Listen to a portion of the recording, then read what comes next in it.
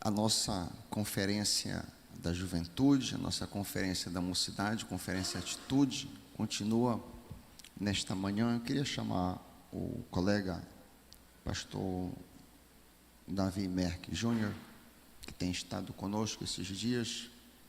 Como já disse, temos sido ricamente abençoados. Aqueles que não puderam estar aqui conosco, ele atua na Primeira Igreja Batista de Atibaia, em São Paulo. Talvez vocês lembrem do pastor Antônio Mendes, que me fez passar um momento muito gostoso aqui, penso que 2 anos mais ou menos atrás, né? Mas enfim, o pastor, o colega, aceitou o nosso convite, tem nos abençoado muito, e eu queria te colocar no altar do Senhor, para que você pudesse ficar escondido por trás da cruz. Vamos orar. Pai querido, que as palavras da boca do teu filho e o meditar do seu coração sejam agradáveis a ti, rocha nossa e redentor nosso, o povo de Deus apoiando, diz, fica à vontade, querido.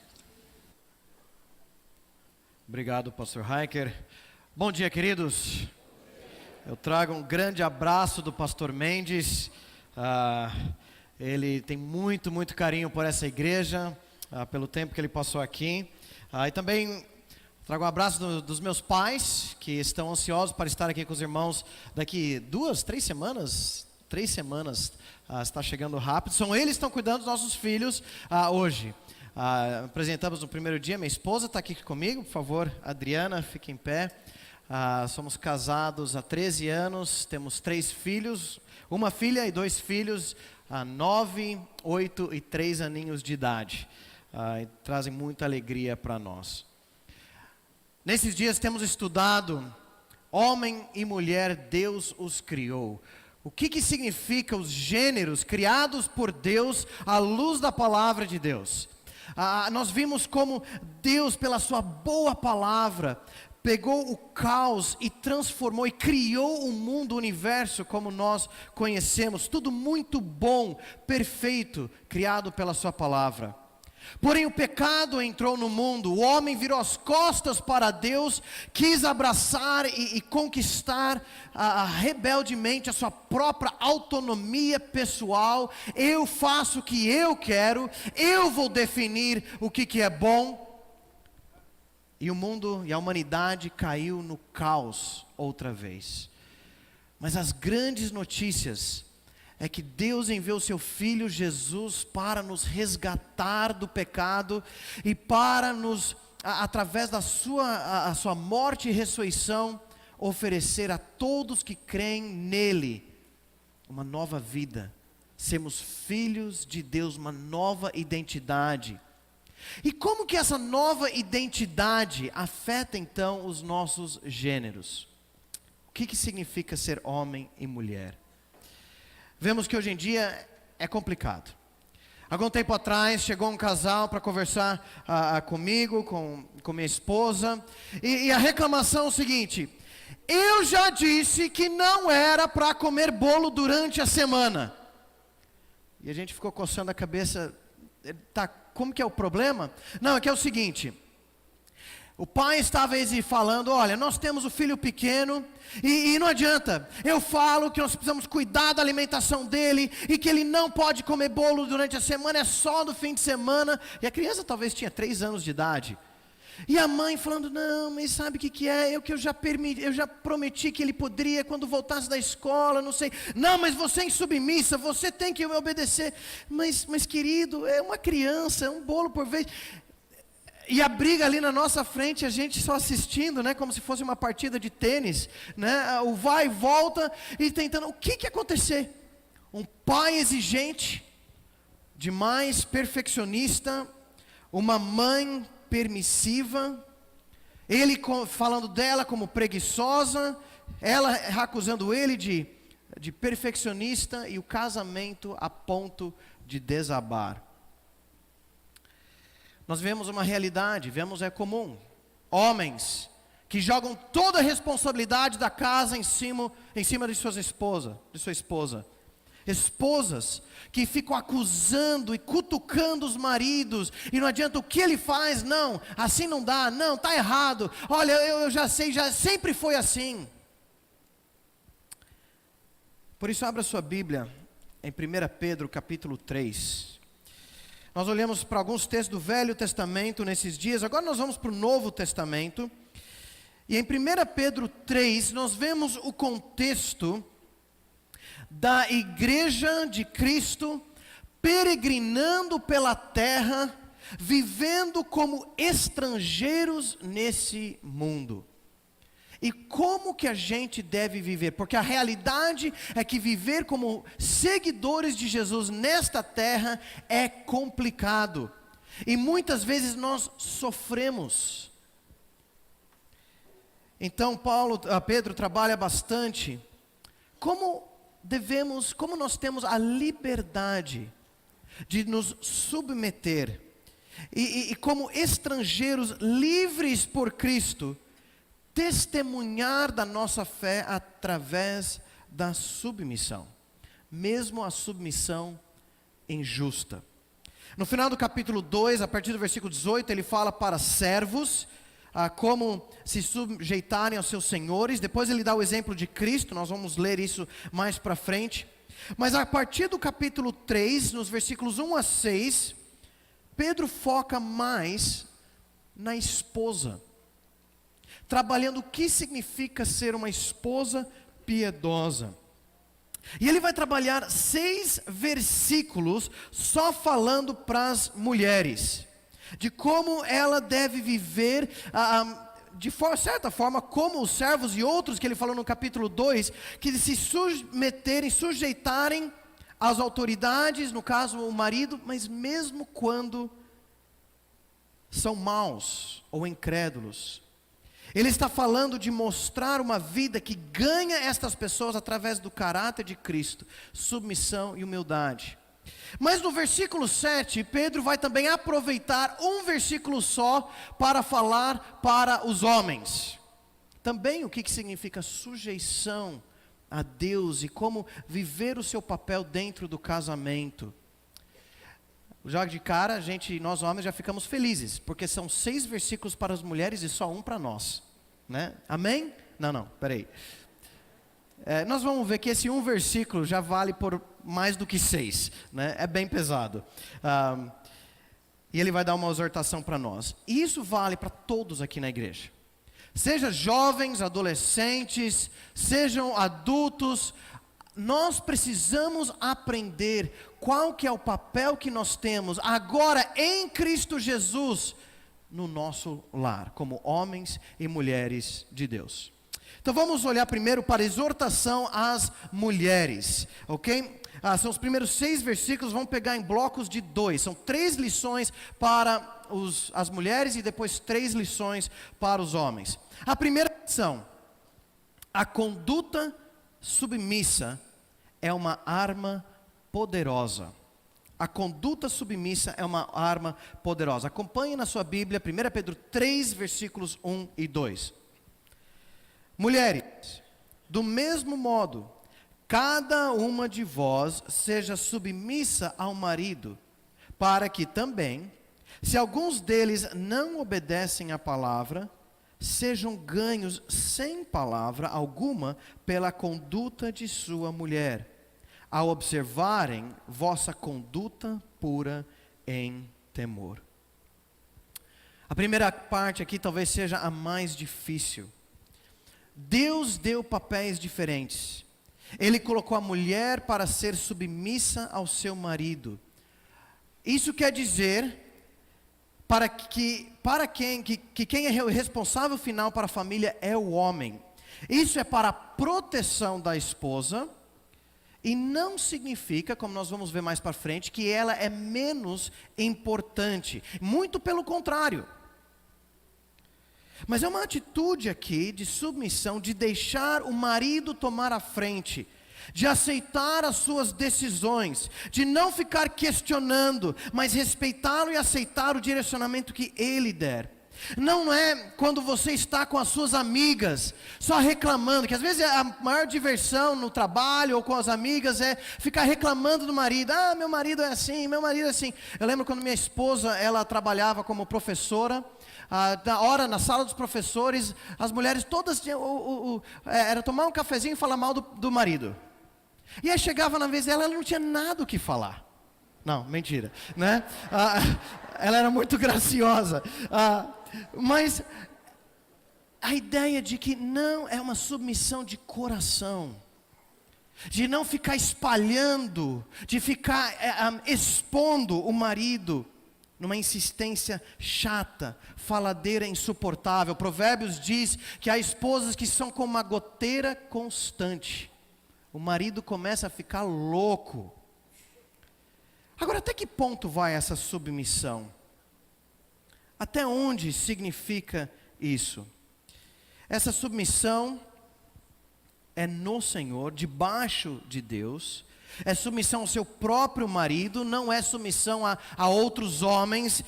Tem alguns, às vezes, rapazes solteiros, eu lembro, de adolescentes, que acham que agora então, quer dizer que eles podem mandar nas meninas. Não. Até casarem, as moças solteiras, elas devem submissão aos seus pais. Então, rapazes, fiquem espertos, ok? Mas às vezes é muito difícil.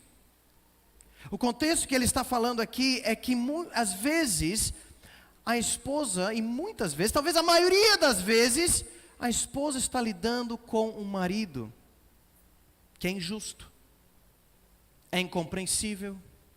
Perceba que ele diz aqui, para que também, se alguns deles não obedecem à palavra. E cá entre nós, tem algum momento em que todos nós homens, em algum momento da vida no lar, não obedecemos à palavra. Nós somos falhos, nós somos pecadores. E ao fazer isso, ao sermos assim, nós expomos nossa esposa, e é difícil para ela cumprir o papel.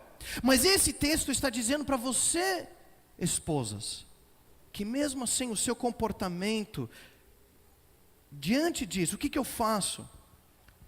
É bem parecido com o que ele deu com os servos que tinham mestres maus. Ganhe seu marido pelo seu comportamento. Quem que é o maior exemplo disso? O próprio Cristo. Olha o final do capítulo 2, versículos 21 a 25. Versículos 21 a 25. Ele dá um exemplo da submissão de Cristo. 2, 21 a 25. Para isso fostes chamados, pois Cristo também sofreu por vós, deixando-vos exemplo, para que sigais os seus passos. Ele não cometeu pecado, nem engano algum foi achado na sua boca. Ao ser insultado, não retribuía o insulto. Quando sofria, não ameaçava, mas entregava-se àquele que julga com justiça. Ele mesmo levou nossos pecados em seu corpo sobre o madeiro, para que, mortos para os pecados, pudéssemos viver para a justiça. Pelas suas feridas fostes sarados, porque vivíeis como ovelhas desgarradas, mas agora retornastes ao pastor e bispo da vossa alma. O exemplo de sofrer injustamente é de Jesus. Esse é o exemplo para esposas que sofrem com o marido incrédulo, ou sofrem com o marido que se diz crente, mas não vive nada da sua fé em casa. Mas olha que especial o versículo 23. Como que Jesus podia ser insultado, sofrer injustamente e não abrir a boca, e não devolver, e não vai, mas também vocês? Foi porque tudo que ele levava, ele elevava ao justo juiz, aquele que julga tudo com justiça. É o mesmo princípio para nós. É o mesmo princípio para as mulheres. Quando você sofre injustamente, ou qualquer pessoa sofrer injustamente, nós não revidamos, porque nós temos um Pai Celestial que é o justo juiz. Você crê nisso? Ele julga com justiça? Então põe diante dele e deixa que ele cuida. E ele vai cuidar. Ele vai agir. O que fazer então? comportamento de respeito, temor. Não é através de palavras, numa insistência chata, tentando ganhar o seu marido. Claro, há momentos em que você irá falar, mas é a mudança de vida que vai te transformando na esposa piedosa. Vocês não sabem o poder que isso tem, irmãs. Uma esposa submissa, amável, de espírito tranquilo, derrete o coração do marido com uma facilidade incrível. Eu sei, porque às vezes eu sou o marido incompreensível. E Deus tem usado minha esposa na minha vida. Versículos 3 e 4.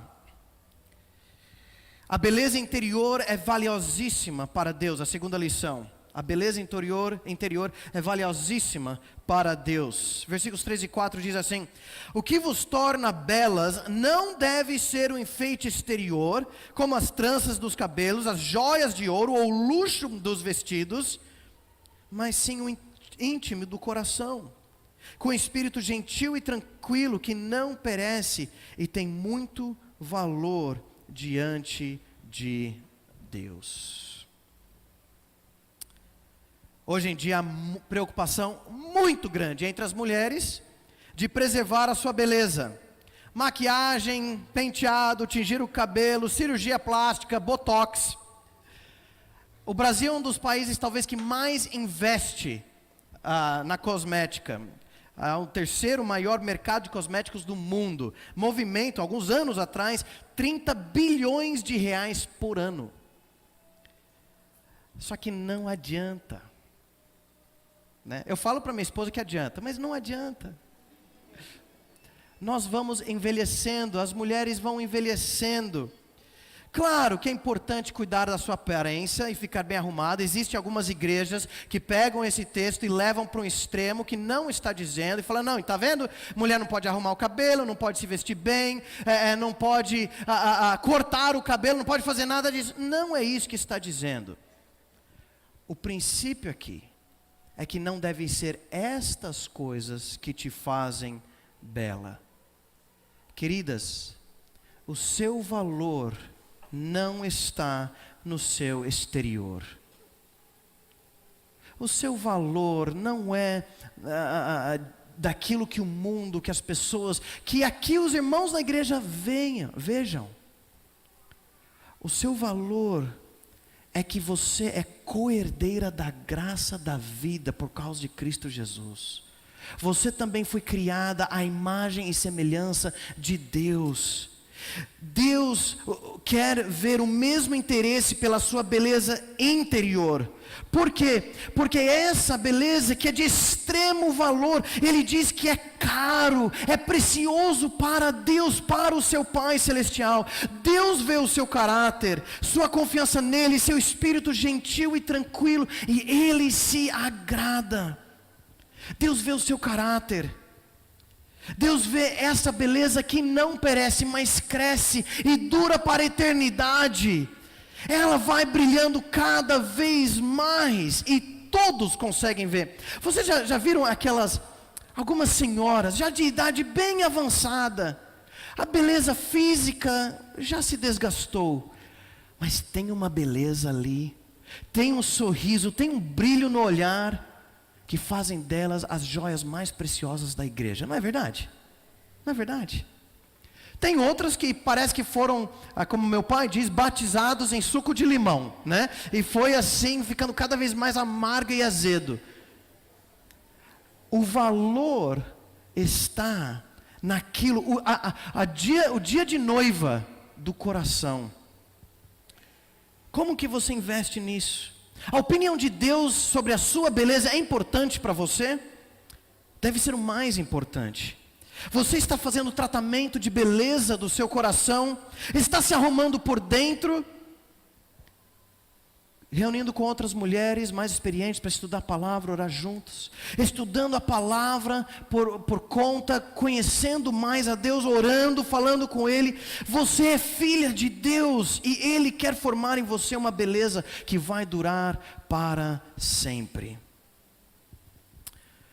Vocês solteiras, especialmente quem já está talvez interessado num rapaz ou namorando, noiva, Uma dica.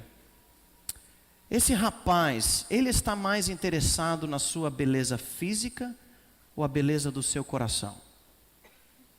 Ele se interessa como você está fazendo tratamento de beleza diante de Deus? Isso diz muito sobre como deve ser o seu relacionamento com Ele, ou se deve ter um relacionamento com Ele. Terceiro princípio para as mulheres santas da antiguidade deram um exemplo, em versículos 5 e 6. Pois no passado as santas mulheres que esperavam em Deus também se enfeitavam assim e estavam submissas ao marido. Era dessa forma que Sara obedecia a Abraão, chamando-lhe Senhor. Deu às suas filhas, se fizeres o bem sem nenhum temor. Aqui não está dizendo que então a todas as esposas precisam chamar os seus maridos de Senhor, né? Adri não precisa chegar para mim, Senhor Davi, né?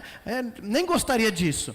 O ponto aqui é a questão de respeito, pois o peso da responsabilidade do lar cai sobre o homem. E você precisa abrir o espaço para deixar ele tomar a decisão.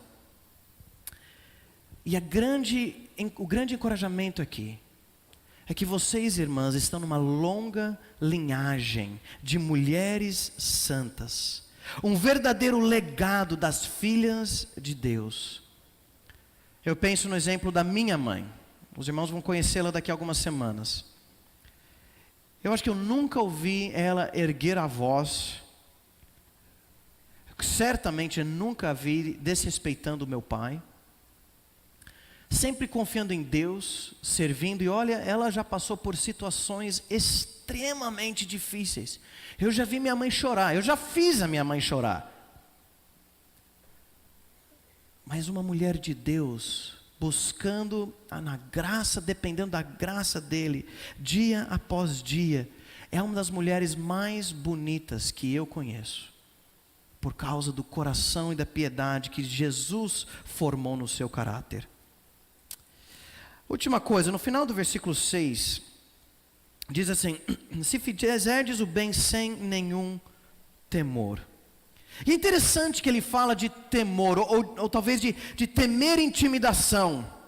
Eu posso imaginar o medo que deve dar entregar a sua vida, se comprometendo a ser submissa a um homem. Homens que não têm a delicadeza, a sensibilidade que vocês, irmãs, têm. E acaba colocando em risco. Deus diz: não tema, não seja ansiosa.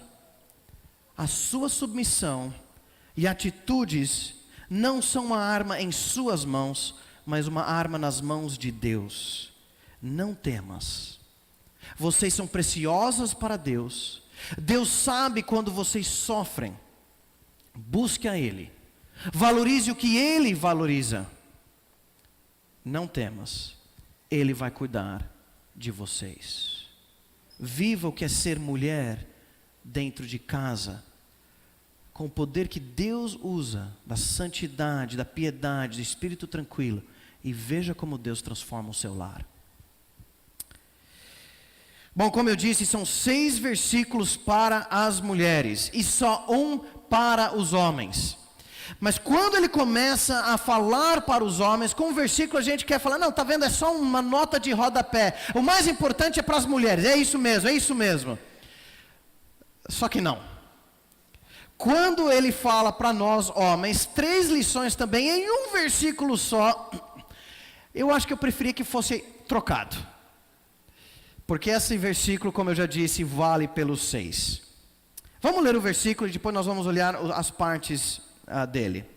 Versículo 7. Da mesma forma, maridos, vivei com elas a vida do lar, com entendimento, dando honra à mulher como parte mais frágil e herdeira convosco da graça da vida, para que as vossas orações não sejam impedidas.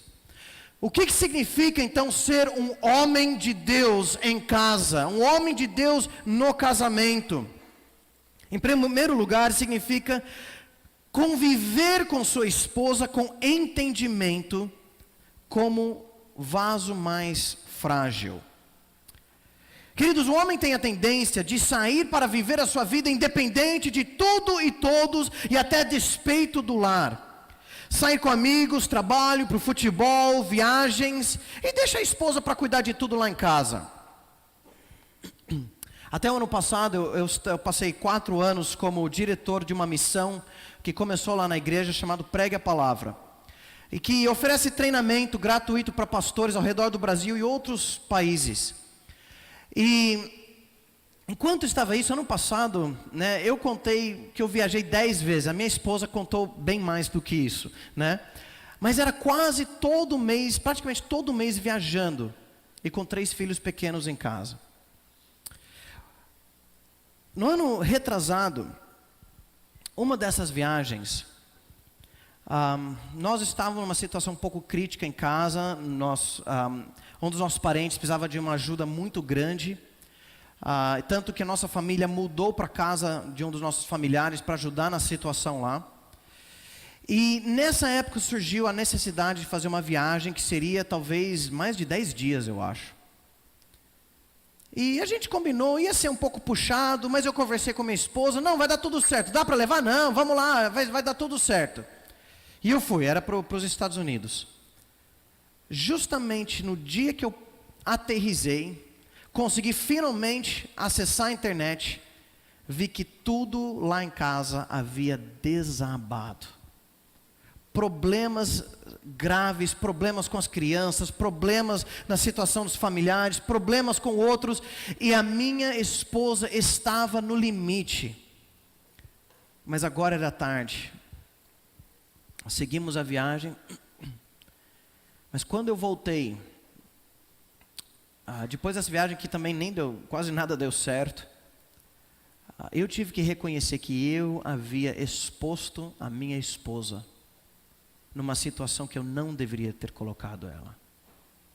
Eu poderia dizer, ela aceitou, e daí? Quem tinha que tomar a decisão e ter a responsabilidade era eu. Eu lembro que o pastor Mendes me chamou para o gabinete dele, né? A gente já vai, e agora, né? E ele falou, Davi, você aceitou fazer coisa demais. E você não deveria ter feito isso. E foi um momento muito importante para o meu aprendizado como marido, como homem, de como tratar a minha esposa. E graças a Deus agora estamos numa fase que eu estou viajando bem menos e agora pude trazer ela junto, né? E que para nós tem sido um sonho esse fim de semana juntos. Mas queridos, nós homens precisamos tomar esse cuidado. Às vezes chegando...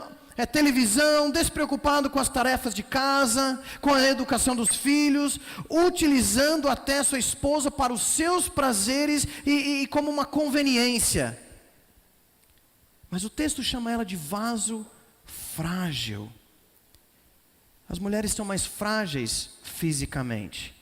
Embora, se bem que elas aguentam coisa que os homens não aguentam, né? Assisti o parto dos meus 3 filhos e realmente Deus dá uma força extraordinária. Mas o texto mostra que nós homens precisamos protegê-las. Elas têm uma força, elas têm uma garra, mas elas são como um vaso de porcelana, que precisa ser cuidado, guardado. E às vezes nós como homens empurramos nossa esposa para frente. Vai resolver você, eu não sei. Cuida das crianças, cuida disso, cuida daquilo. Faz isso, eu não tenho nada a ver com isso. Eu estou cansado, eu já trabalhei o dia todo. A palavra de Deus nos chama para um outro tipo de relacionamento.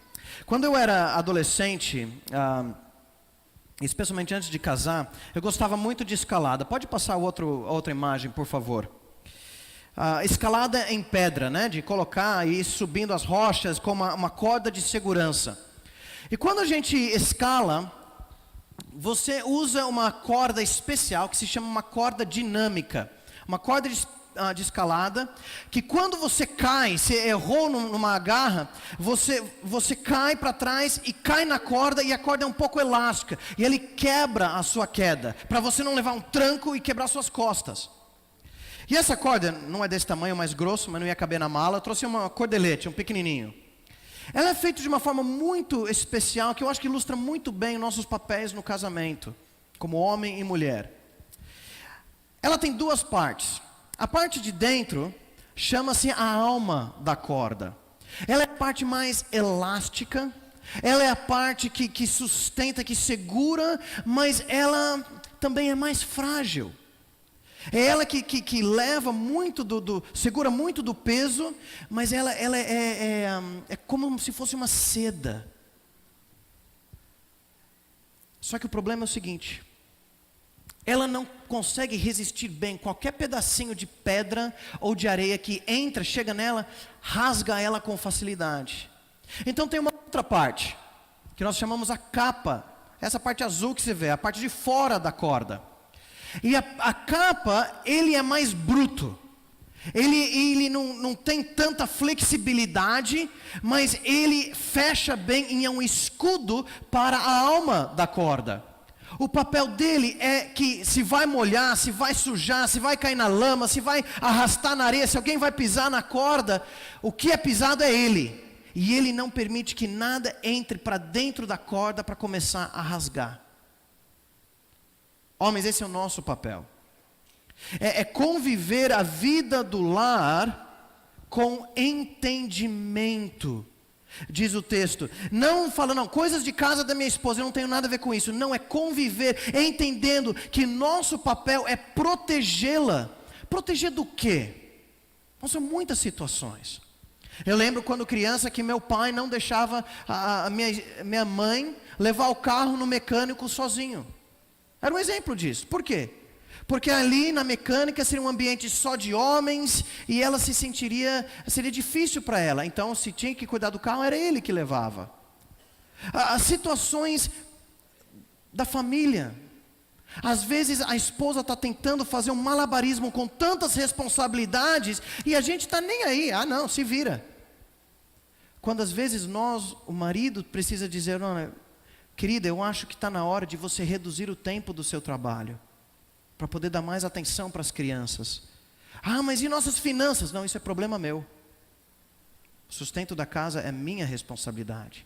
Ou quando as crianças estão com problema de disciplina e tudo, o papai tem que entrar, não chamar a mamãe para resolver. Quem é responsável pela disciplina da casa é o pai. Quando há problemas, e não carregar tudo que eu passo e descarregar em cima dela, mas ouvi-la, dar ouvidos no final do dia, conversar, entender o que ela passa, mesmo que eu estou cansado, eu não aguento mais, o dia foi terrível. Parar e ouvir. Rapazes, solteiros, como você trata a sua mãe hoje? Você não tem uma esposa para cuidar ainda, como que você trata a sua mãe? Como você trata as suas irmãs? Meninas, fiquem de olho como eles tratam. Como que você chega em casa, larga tudo no chão, vai direto para o banheiro, para a televisão, reclamando se o lanche não está pronto? Ou você, apesar de cansado, pergunta sobre o dia dela, ajuda com as tarefas de casa, lavar a louça, arrumar suas coisas no quarto, valoriza e agradece o que ela faz por você. Nós homens às vezes estamos atropelando as mulheres, deixando-as expostas para problemas e dificuldades que não cabem a elas suportarem. Segunda lição: honre-a como co-herdeira da graça da vida. Diz o texto, dando honra à mulher como parte mais frágil e herdeira convosco da graça da vida. O homem é chamado para honrar a sua esposa. Não pense de forma alguma, homens, que a mulher é inferior. Não é isso que o texto está dizendo, não é isso que a Bíblia ensina. Sim, há papéis diferentes, há papéis de liderança, há papéis de submissão, mas o valor é o mesmo diante de Deus, criados à imagem de Deus. Há responsabilidades distintas, mas unidade de valor e propósito. E Pedro deixa muito claro, as mulheres são co-herdeiras da graça de Deus, da mesma forma que os homens. Não há superior ou inferior. Volta para o capítulo 2, versículos 9 e 10. 1 Pedro 2, 9 e 10 diz assim: mas vós sois geração eleita, sacerdócio real, nação santa, povo de propriedade exclusiva de Deus, para que anuncieis as grandezas daquele que vos chamou das trevas para a sua maravilhosa luz. Antigamente não erais povo, Agora sois povo de Deus, não tinhais recebido misericórdia, agora recebestes misericórdia. No capítulo 1 ele havia falado, olha, Deus não usou uma coisa perecível, alguma coisa barata como ouro e prata para comprar a sua alma. Deus não jogou um trocadinho pela sua alma, não pagou 1,99 por você. Ele falou, ouro e prata é barato, é bijuteria comparado com o que Deus pagou pela sua alma, que foi o sangue do Cordeiro, seu Filho Jesus Cristo. E isso não é só para homens, é para homens e mulheres resgatados pelo sangue de Cristo, co-herdeiros da graça de Deus, povo exclusivo de Deus, sacerdócio santo. E é isso que nós somos, igreja. Maridos, às vezes eu e você podemos tratar nossas esposas como se isso não fosse verdade. Ele diz, honre-as. Jesus nos ensina, e Paulo fala disso em Efésios 5, que a nossa liderança deve ser servidora, amor sacrificial, disposto a dar a minha vida e morte em favor da minha esposa. Ser líder, ser homem de verdade, não é ficar batendo no peito dizendo que eu mando, não é batendo na mesa, dando uma de machão. Se você tem que fazer isso, já tem alguma coisa errada com a sua liderança. Ser líder, ser homem de verdade, é honrá-la, honrar as suas ações, honrar as atitudes da esposa, ouvi-la, ouvir ela inteligente, ouvir o que ela tem a dizer, prestar atenção que ela percebe muito mais do que nós percebemos. Valorize a opinião dela, valorize os sentimentos, valorize a percepção dela. Mas por fim, no versículo 7, termina com uma advertência. Para que as suas orações não sejam atrapalhadas, para que as vossas orações não sejam impedidas. Quer ver que por que Deus vê isso com tanta seriedade? Para que as nossas orações, nós homens, não sejam atrapalhadas. Eu confesso que é um pouco difícil entender o que Ele quer dizer com isso. Mas me parece que Deus está dizendo que Ele valoriza tanto as irmãs, as mulheres, que se nós homens estamos maltratando elas, as filhas de Deus, Ele não tem vontade de ouvir nossas orações não. Eu imagino meu sogro, eu tenho um excelente relacionamento com meu sogro, mas vamos supor que eu estou maltratando a minha esposa, filha dele, né? Eu brigando sempre com ela, deixando ela toda hora para resolver tudo, eu sendo um folgado, preguiçoso, e ele percebe, ele fica angustiado com o que ele vê, o sofrimento da minha esposa. E aí um dia eu chego diante dele e falo, ô sogrão, preciso de um dinheiro emprestado. O que ele vai dizer? Sai fora, moleque, né? Que isso, rapaz? Eu não vou ajudar nada para você. Vai tratar a minha filha direito primeiro, a gente conversa. A impressão que dá nesse texto que é isso que Deus está falando para nós homens. Vem cá. Eu confiei uma das minhas filhas a você, para você cuidar dela, ajudar ela a crescer na palavra, você ser o líder dela, o homem dela, protegendo-a, honrando-a. Se você não entender o valor dela, eu não tenho vontade de ouvir suas orações não. Não vem conversar comigo. Queridos, nós vamos levar muito a sério essa advertência. Deus nos confiou algo precioso, que Deus leva muito a sério, que nós pratiquemos o que é ser homens de verdade em casa. Nós precisamos da graça de Deus para isso. Que nós somos brutos, nós somos complicados. Nós precisamos clamar, Senhor, tenha misericórdia para que eu possa valorizar aquilo que o Senhor me deu e dar a minha vida por ela. Que o projeto da minha vida seja fazer que ela seja bonita por dentro, do coração, porque isso é valioso, é caro para Deus. Queridos, Como nós aplicamos isso? Nós precisamos lembrar que aquilo que Deus fez na cruz nos resgatou, e nos resgatou como homens e mulheres. Nós temos o mesmo valor diante de Deus, mas papéis diferentes, e esses papéis honram a Deus, não são fáceis, mas Cristo nos capacita pelo seu Santo Espírito, para vivermos como homens e mulheres de verdade. Esposas, você tem demonstrado que a submissão a Cristo é vivido na submissão ao seu marido? Marido, você tem tratado sua esposa com o mesmo valor que ela tem diante de Deus? Agora, pais, você que tem filhos, talvez filhos, crianças, jovens, adolescentes, agora é o momento em que você ensina os seus filhos a serem homens de verdade, as suas filhas a serem mulheres de verdade, com beleza interior. Valorize isto nelas. Mães, cuidado para você não viver, como eu já vi tantas vezes, as suas fantasias através da vida das suas filhas.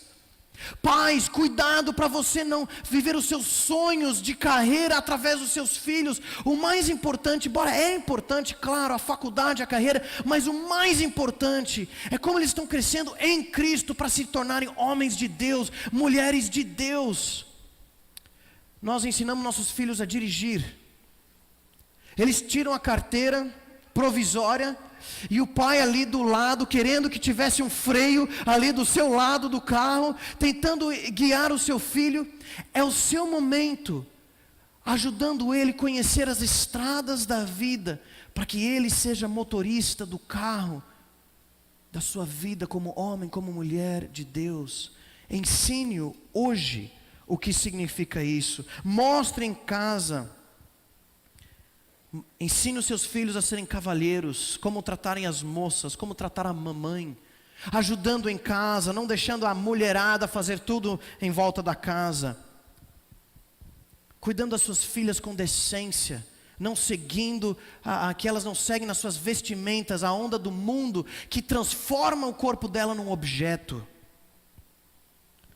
Rapazes, moças, já treinem agora, nos seus relacionamentos com o sexo oposto, com dignidade e respeito, com seus pais, mostrando essa honra e submissão. Tira tempo para conversar com outras pessoas, homens e mulheres de Deus mais maduros. Aprendam deles, imite a sua vida. Deus nos resgatou para que os nossos gêneros refletissem o Evangelho, quem nós somos em Cristo dentro do lar. Vamos orar.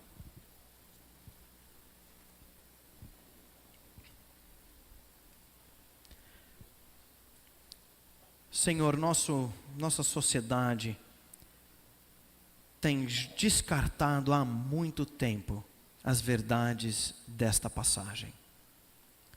A sociedade tem nos ensinado completamente o contrário, e querendo inverter os papéis, querendo destruir o lar. E Pai, às vezes nós mesmos como igreja, nós olhamos para as perversões sexuais que existem em nossos dias, e nos contentamos achando que estamos muito longe disso, enquanto dentro de casa, estamos vivendo a mesma autonomia, a mesma idolatria nos nossos papéis como homens e mulheres. Abra os nossos olhos para vermos a alegria, o prazer, as bênçãos e liberdade de vivermos para o Senhor, em casa, como homens de verdade, mulheres de verdade. E Pai, ajude-nos.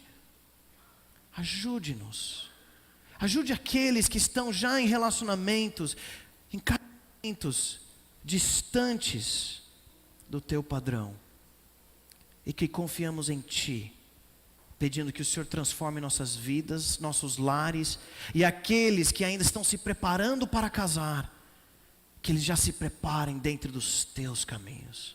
É isso que nós oramos em nome de Jesus. Amém.